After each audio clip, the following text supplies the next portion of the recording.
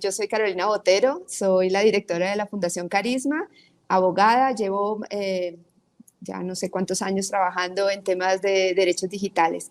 Y para mí efectivamente es un placer estar hoy aquí con ustedes. Le agradezco a FITS la invitación y bueno, y estar sobre todo acompañada de dos fabulosas mujeres a quienes admiro mucho.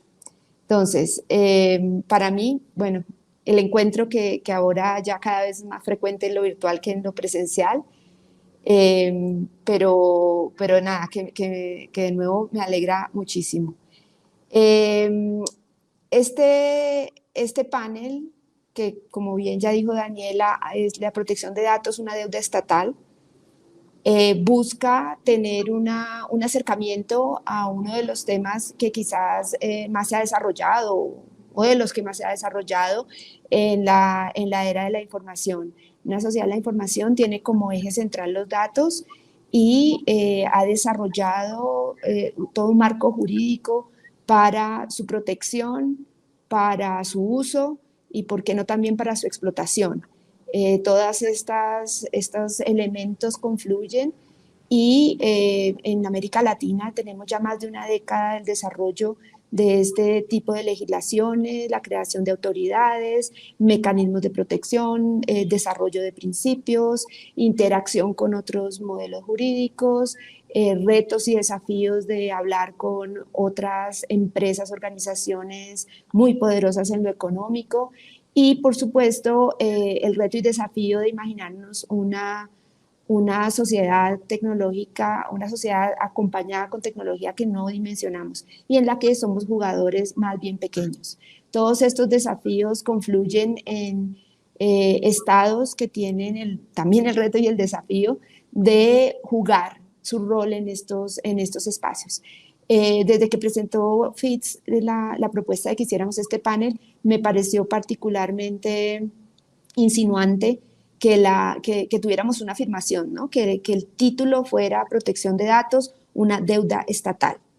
Y a partir de ahí, imaginar este, este escenario, pues es un reto, porque no es una pregunta, no estamos hablando de otros actores, estamos hablando de cuál es el rol del Estado.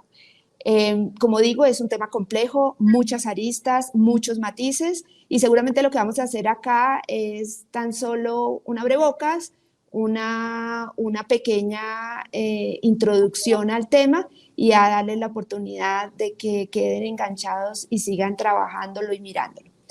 Conmigo entonces está Beatriz Busanique, que es licenciada en Comunicación Social de la Universidad Nacional del Rosario, magíster en Propiedad Intelectual de Flaxo y candidata al doctorado en Ciencias Sociales de Flaxo.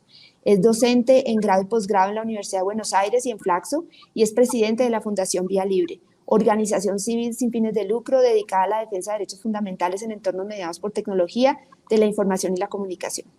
Y por el otro lado tenemos a Jessica Matus, que es abogada, consultora en protección de datos con 20 años de trayectoria en materia de tecnologías en el sector público, privado y sociedad civil.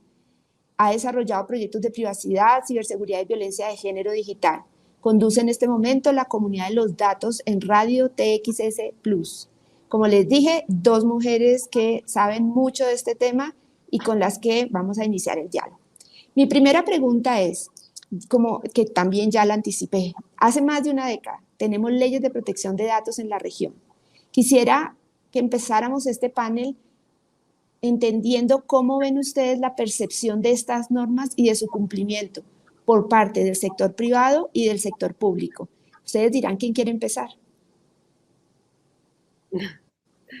No sé, dale Beatriz tú. Bueno, muchas gracias.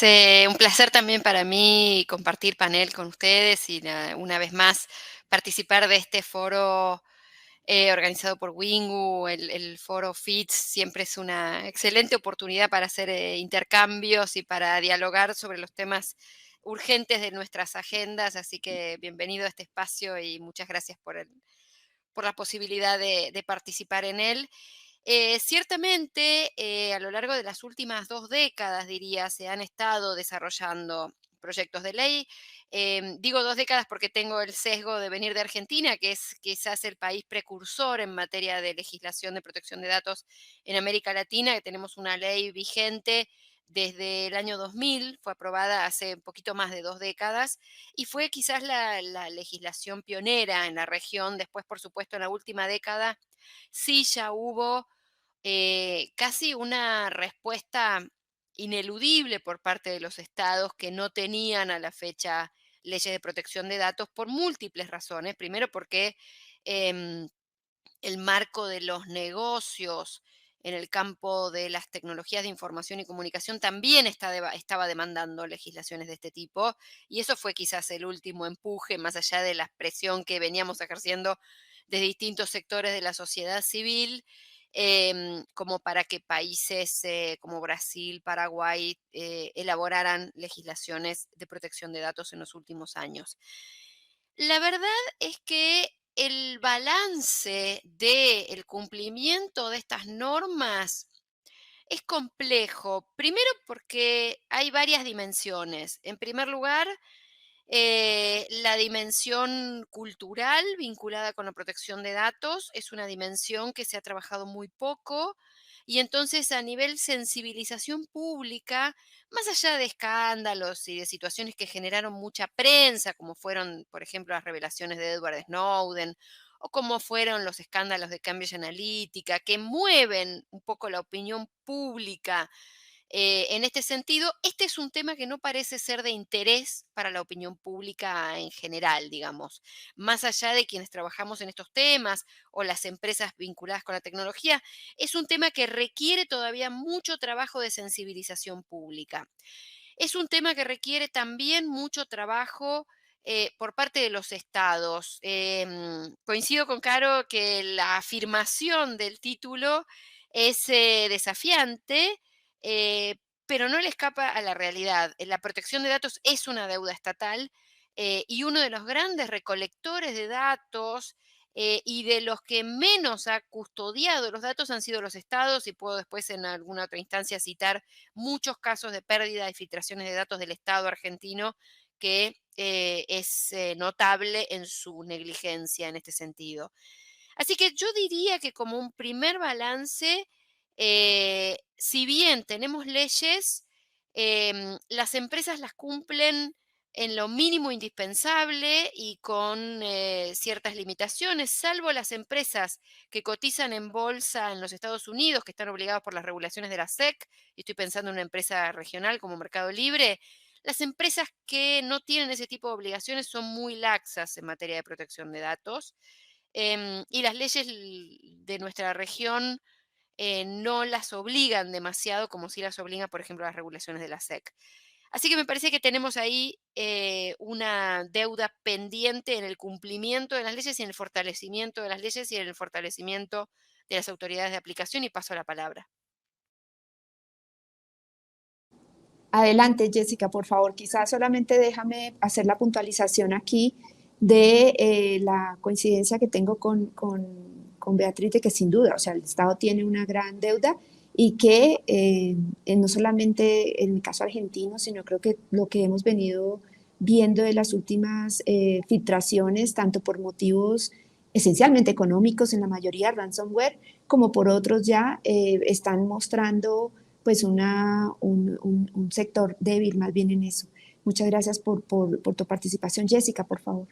Muchas gracias por la invitación al festival y a ustedes, mis compañeras en el panel. Bueno, efectivamente, de lo que vemos en los últimos 20 años, Beatriz dice que la primera ley de datos fue el de Argentina, pero no, fue de Chile en el 99.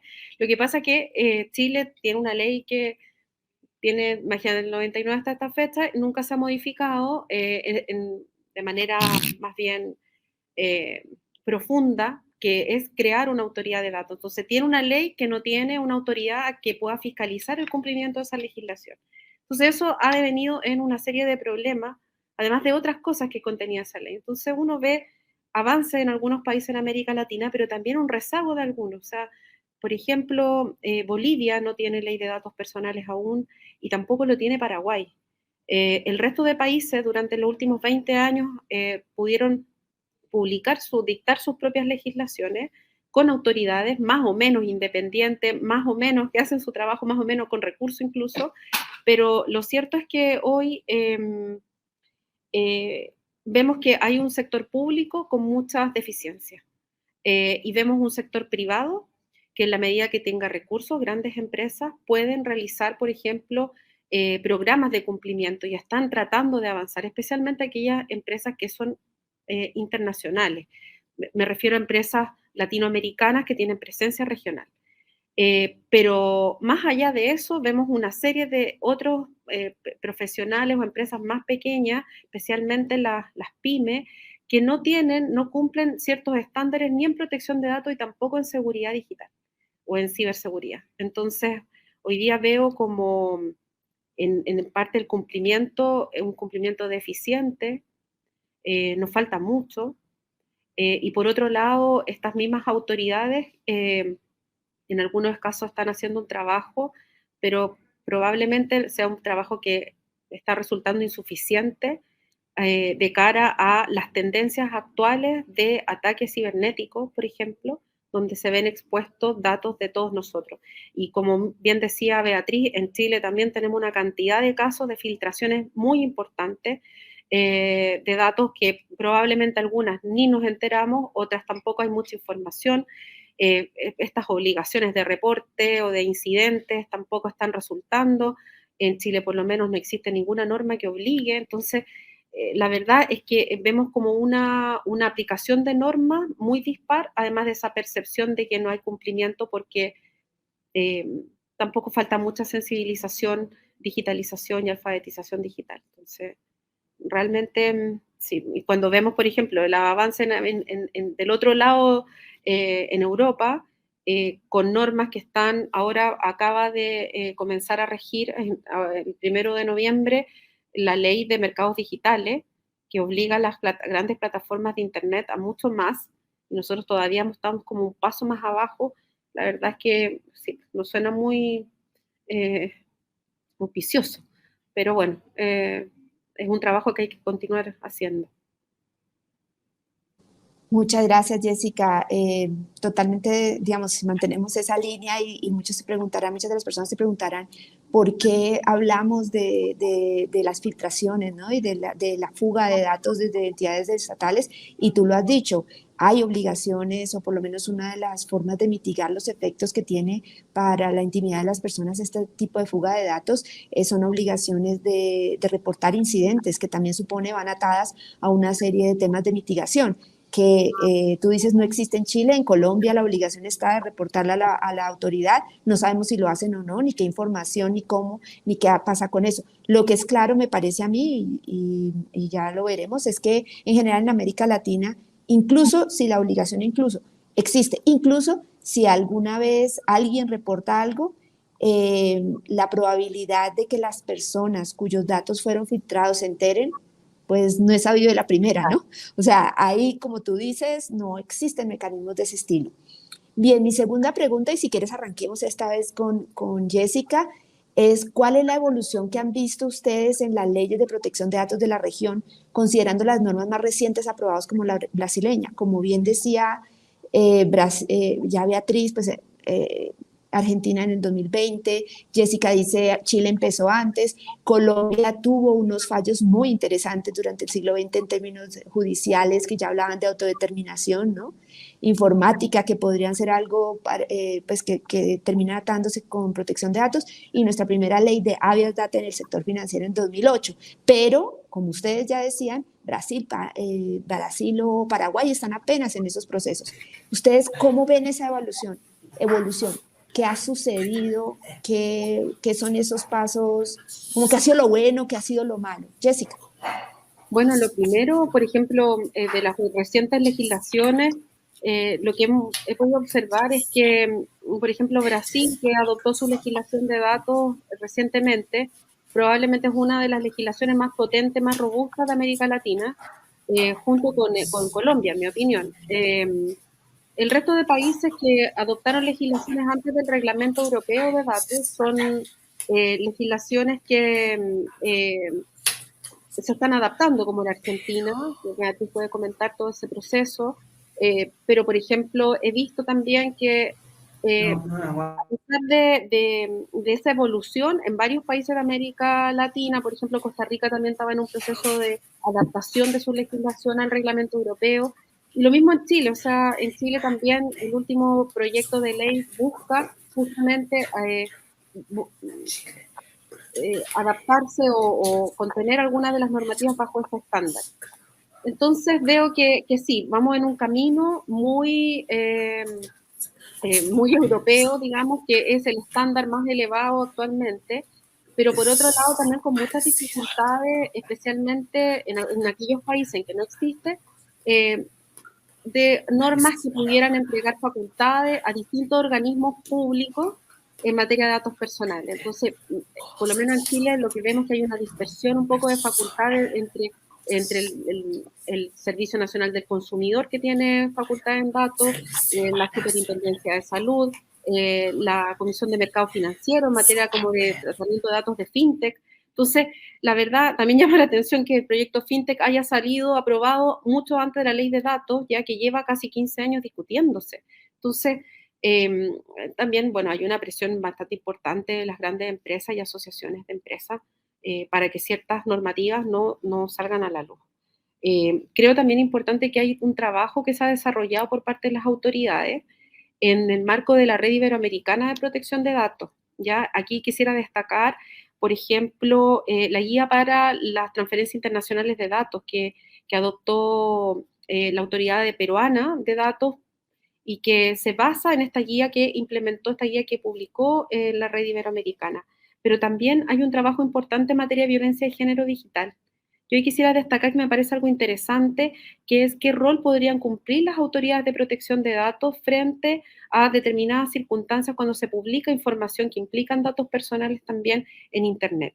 Ahí hay un proyecto bien interesante desde la Agencia Española de Protección de Datos, que es un canal prioritario que tiene un contacto directo con las plataformas. Entonces, veo, por ejemplo, como espacios o disposiciones que podrían resaltar o cosas, espacios que podrían permitir una red de estas autoridades de tener eh, una relación para poder desarrollar proyectos de este tipo, incluso de canales prioritarios u otras cosas que junto con, o para, no junto con las plataformas, pero en el fondo desarrollar desde ahí para un trabajo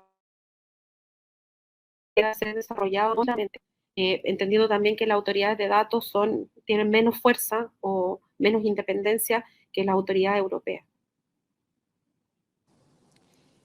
Muy interesante el contexto que nos das en este sentido y bueno, digamos, me sorprende también un tanto pensar que la colombiana, y aquí quisiera como también aportar mi lado de este, es una de las que a ti te parece más fuertes. ¿Por qué? Porque creo que tiene una debilidad sustancial y es que no tiene autoridad para el sector público. Es decir, la ley estableció que la autoridad de la Superintendencia de Industria y Comercio, pero para el sector público es la Procuraduría General de la Nación, que realmente hace tan solo un par de años empezó a asumir y con temas bastante guías o algunas cosas muy preventivas, con lo cual, para efectos prácticos, el sector público en general no tiene autoridad de protección, no hay una autoridad de protección de datos actuante en Colombia, simplemente para dejar la mención a Jimmy. Gracias, Jessica. Importante, sí. Sí. Beatriz, por favor. Sí, solo reafirmar todo lo que ya dijo Jessica. Hay un antes y un después en América Latina del Reglamento General de Protección de Datos de la Unión Europea. Parece que ese es el momento bisagra en el cual los legisladores, las autoridades de aplicación y en general también la sociedad civil ha estado presionando para que haya normativas más modernas. Hay dos o tres temas que son centrales, que se están discutiendo en este momento en el proyecto de reforma de la ley en Argentina, que es un proyecto que está justo en este momento nos agarran a nosotros en un proceso de consulta pública y de intercambio entre las múltiples partes interesadas en la reforma de este proyecto de ley. Eh, habían prometido que el proyecto iba a entrar al Congreso Nacional en octubre, pasó octubre y todavía no sucedió, así que estamos esperando en breve que vaya el anteproyecto del Poder Ejecutivo.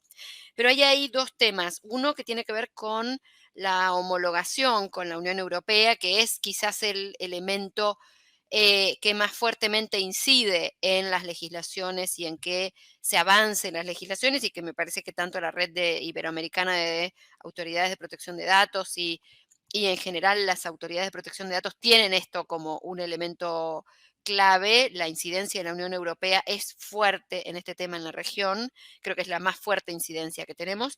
Y después hay dos temas que son centrales, que es qué va a pasar con, y esto está en debate en la nueva ley argentina, con los datos inferenciales que producen las empresas sobre todo las grandes empresas de Internet, las grandes corporaciones que tienen presencia en nuestra región, con los datos inferenciales. Esto es uno de los elementos de debate fuerte, y el otro es la construcción de autoridades de aplicación lo suficientemente robustas como para poder hacer efectivos los derechos que tutela el marco de protección de datos. Como decís, Caro, acá en Argentina, si bien la ley establece los derechos en cabeza de los titulares de los datos, la diferencia cualitativa sobre cómo se aplica para el sector público y el sector privado es importante. Y aquí en Argentina, por lo menos con la ley vigente, el Estado prácticamente tiene un cheque en blanco para hacer lo que se le da la gana con los datos de los ciudadanos, y es muy poca la capacidad que tenemos de tener una autoridad de aplicación que nos defienda frente al Estado por otro de los temas centrales, que es la falta de independencia de las autoridades de aplicación. Muy, muy importante lo que están diciendo las dos. O sea, como que aquí retomamos la idea del título de la charla, ¿verdad? El debate institucional. Eh, bueno, en este momento ya, si alguien tiene alguna pregunta, por favor, háganla. Yo le pediré a Beatriz o a Jessica que la lean porque terminé en el celular y mis ojos no van a alcanzar a leer algo que aparezca en esta pantalla. Así que si aparece, les ruego a ustedes que me interrumpan y la lean, pero entiendo que en este momento no hay. Así que yo sí tengo alguna pregunta adicional. Me parece que hemos hablado ya un poco sobre también las falencias de independencia en el término en los temas de autoridad. Así que quisiera dejar esa un poco de lado y más bien preguntarle por esos nuevos retos que hay considerando el entorno digital que vivimos. Y en ese sentido hay temas que son particularmente desafiantes, creo yo, en materia de protección de datos. Y me gustaría mencionar dos. Ustedes pueden escoger uno de los dos o mencionar brevemente los dos, pero uno es la idea del consentimiento como legitimador, ¿no? Del tratamiento de datos como la base que legitima el tratamiento de datos, y el consentimiento pues como el gran rey. Hay otras opciones, pero en términos generales en nuestra región hemos pensado en el consentimiento y luego también cómo no funciona, pero ya las escucharé a ustedes. Y la otra es la aplicación de la norma local a poderosas empresas, o sea, ese desafío que tienen los estados en aplicar esta ley de manera extraterritorial a empresas que quizás han sido creadas, sí, ya olvidé la palabra, en otros países. No sé si en este caso quieras empezar tú, Beatriz. Buenísimo, dale. Voy a tratar de ser breve porque los dos temas, no me puedo decidir por uno de los dos. Así que voy a tratar de brevemente atender ambos temas. La cuestión del consentimiento como el gran rey de la legitimación es un problema.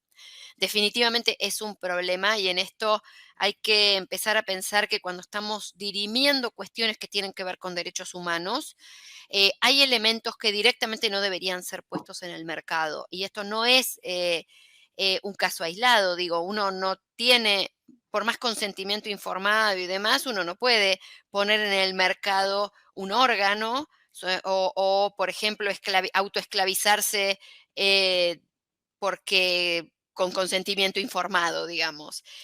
Hay cosas que están explícitamente prohibidas por ley y que no pueden ser sujetas de consentimiento. Bueno, aquí hemos endiosado la noción de consentimiento como si ese consentimiento fuera efectivamente un consentimiento realmente informado, cosa que no lo es de ninguna manera, y como si no estuviera en juego más que un elemento de transacción en el mercado y no un derecho humano fundamental. Entonces, me parece que poner el ojo sobre la noción de consentimiento como el gran validador de todo lo que se haga con los datos es uno de los elementos centrales que tenemos, sobre los cuales tenemos mucho para trabajar. Y el otro tema es el tema de la aplicación de la norma a empresas transnacionales que no tengan necesariamente un representante legal en nuestros territorios. Bueno, esto es uno de los temas que pretende abordar la nueva ley en Argentina. Veremos cómo sale después, pero esto está contemplado en el primer proyecto, en el primer borrador de proyecto de nuestra autoridad, que tiene que ver con la defensa de los derechos de quienes son titulares de los datos frente a empresas independientemente de la localización de la empresa, la generación también como opción de la obligación de tener un representante legal en el territorio en el que operan para poder hacerse cargo de cumplir con los derechos consagrados por parte de las personas titulares de los datos. Y me parece que son dos temas en los cuales todavía nos falta mucho trabajo y voluntad política de avanzar, porque son los temas que por supuesto muchas de estas grandes empresas transnacionales no van a querer facilitar en términos de, no van a aceptar fácilmente que el consentimiento tenga límites o que haya cosas que no se puedan hacer más allá de que uno pueda consentir por el mero hecho de aceptar en una plataforma. Así que me parece que son dos temas en los cuales no hay una resolución aún, por lo menos no en la ley argentina. Sí están ambos temas en el anteproyecto y en el proyecto que se está debatiendo, así que bueno, veremos cómo los podemos resolver, pero son dos temas muy, muy desafiantes, Caro. De acuerdo, muchas gracias, Beatriz. ¿Qué opinas tú, Jessica? ¿Algo para agregar o condimentar a lo que dijo Beatriz? Sí, yo creo que es importante, bueno, coincido con todo lo que dicen respecto al consentimiento. Justamente el consentimiento como base de legitimación exige que tiene que ser un consentimiento libre, informado, y el problema hoy en día es que todo el modelo de negocio de los datos está sobre ese consentimiento y la forma en que se recoge ese consentimiento. Un consentimiento que está dado por la aceptación de los términos y condiciones y las políticas de privacidad. Entonces, que se ha dicho que es la gran falacia del siglo XXI, la aceptación de esos términos y condiciones que nadie lee. Entonces, hay un problema no con la base misma, sino en el cómo se está haciendo. Y aquí poner un poco el énfasis en la forma en que se está recogiendo ese consentimiento, que probablemente no es un consentimiento ni informado, ni tampoco tan libre. Entonces, por ahí encontramos patrones oscuros de los sitios y plataformas que recaban esa información. Encontramos además formas en que en esas políticas, además que están de unas declaraciones que no son un lenguaje, bajo un lenguaje natural que pueda entender una persona de 12 años, y nos encontramos con muchas dificultades para que una persona promedio pueda entender lo que está aceptando. Entonces, esto yo creo que hay que poner también un ojo en lo que está pasando también en Europa respecto de la aceptación de las cookies, por ejemplo, ya que probablemente el próximo la próxima sentencia del Tribunal de Justicia Europeo va a venir de mano de las cookies, ¿ya? Y de la forma en que las plataformas están recogiendo esa autorización para el tratamiento. Ahora, ese es claro, pero creo que hoy día vamos a tener que poner mucho más ojo en otras bases de legitimación como pudiera ser el interés legítimo, ya que ya ha tenido problemas en Europa con su aplicabilidad y cómo podría seguir aplicándose en el resto, por ejemplo, en América Latina. Hay otra base de legitimidad que a mí me preocupa un poco también, que es una base que se está discutiendo en el proyecto de ley en Chile, que las grandes empresas, digamos, todo el sector privado defiende que se siga manteniendo como base de legitimidad para el tratamiento las fuentes de acceso público, ¿ya? Que son los datos que están disponibles públicamente. Y eso para nosotros no está ni en la legislación europea, ni en creo que, no sé si en qué legislación en América Latina podrá haber quedado incluida. yo creo que por ahí respecto de las bases. Y las aplicaciones de norma local a las plataformas, mira, acá se había establecido incluso ni siquiera el establecimiento de un representante legal, sino que un punto de contacto o un correo electrónico para poder comunicarse con las plataformas y hasta eso se han negado. Entonces aquí hay un llamado también a las autoridades y a los legisladores de que este es un problema y es un tema que tiene que incluir una legislación. No es posible que autoridades de Latinoamérica no tengan posibilidad de comunicarse con las grandes plataformas cuando van a ser requeridas por algún tema de incumplimiento o incluso alguna información de personas en materia de privacidad. Eso. Qué buen tema el que pones de los datos de fuentes abiertas, que bueno, si nos metemos por ahí tenemos todo un montón de cosas más para decir, un mundo, exacto. Entiendo que ya casi estamos terminando nuestra presentación, entonces no quisiera que nos vayamos sin quizás una pregunta abierta sobre precisamente esa pregunta. O sea, al final, después de pensarlo, de este pequeño diálogo, ¿cuál es para ustedes ese gran desafío? ¿Cuál es esa gran deuda que en este momento en su país, pero también en la región, tienen los estados con las personas? ¿Parto yo o Beatriz? Dale, Jessica. Jessica, perdóname. Para mí, políticas públicas. Primero, garantizar el derecho a la conectividad de todas las personas. Eso para mí lo primero. La Constitución, el proyecto de Constitución, el texto que se votó ahora para el plebiscito, establecía el derecho a la conectividad. Creo que ese es un básico. Segundo, políticas públicas de alfabetización y digitalización, porque sin eso va a ser imposible que las personas puedan entender en qué consiste la vida digital y cuáles son los derechos que tiene frente a todo lo que hace diariamente dentro de su vida. Yo creo que por ahí, y un poco también, bueno, gracias, Jessica. En materia de ciber. Mil gracias, ciberseguridad. Dale, Beatriz, por...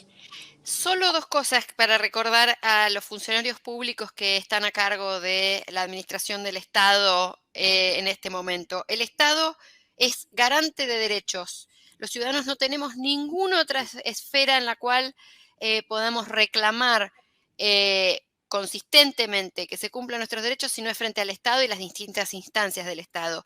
Y el Estado debe también ajustarse a derecho. Muchas veces parece que las autoridades de aplicación o las autoridades de seguridad de la información o las autoridades de las distintas áreas olvidan ese rol fundamental que tiene el Estado. El Estado tiene ese rol, estar ajustado a derecho y ser el garante de derechos. Es una doble vía. Si se ajustan a eso, vamos a andar bien, porque las leyes en realidad consagran estos derechos, y si los estados olvidan su rol fundamental de ser garantes de los derechos, estamos en problemas. Muchas gracias, Beatriz. Muchas gracias, Jessica. De nuevo, para mí fue un honor estar aquí moderando la conversación. Gracias, Fitz, por la invitación. Y bueno, 2 minutos tarde cerramos este espacio. Muchas gracias. Muchas gracias.